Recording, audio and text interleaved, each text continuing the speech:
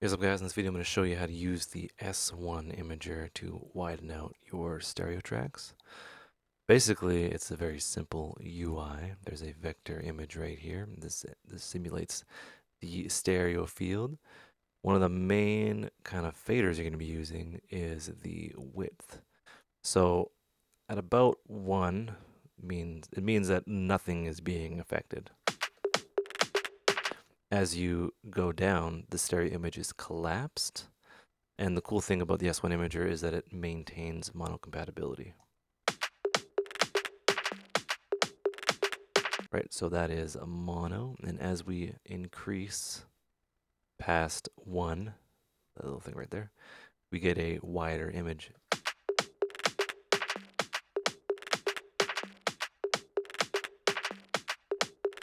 And that the general trick is to, I'll give you an example here. I have another track here, and I want you to pay attention to what it sounds like with the kick and bass added. Sounds a little bit buried.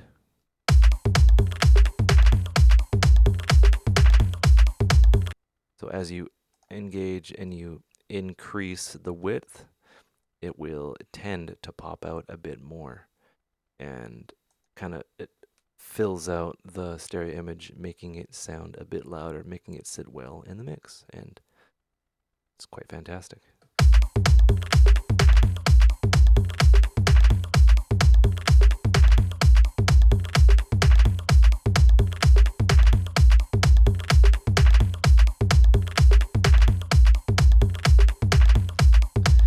You hear that happening on the sides? You might want to listen with headphones to detect that.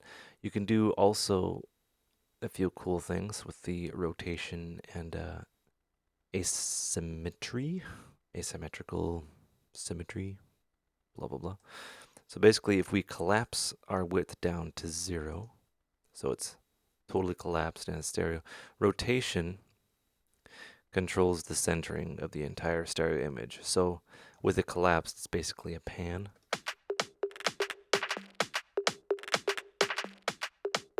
To varying degrees, but as we increase the width, it will adjust the center and spread it out, and it's basically a way to center the stereo image. It's kind of hard to explain, but you can play around with it.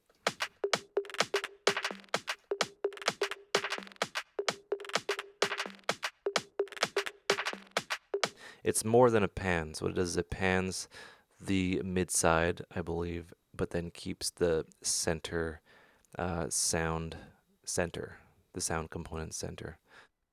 There's that. Asymmetry adjusts the kind of the it adjusts the delay between the left and right side material. So you can kind of play around with the width and the rotation.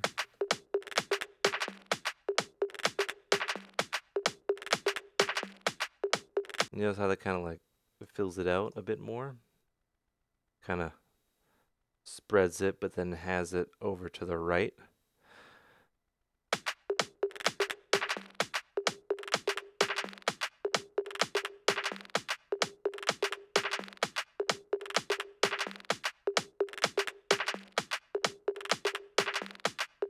That's pretty interesting. And yeah, there you go. Usually, you'll just be increasing the width, and with your stereo tracks, that will make them sound a bit wider, and it will make them fill out the sound field a bit more. And you maintain monocompatibility while you're at it, which is an added bonus. You don't really have to worry about things like that. It's actually quite clever. Anyway, hope you learned stuff. Take care and have a good one.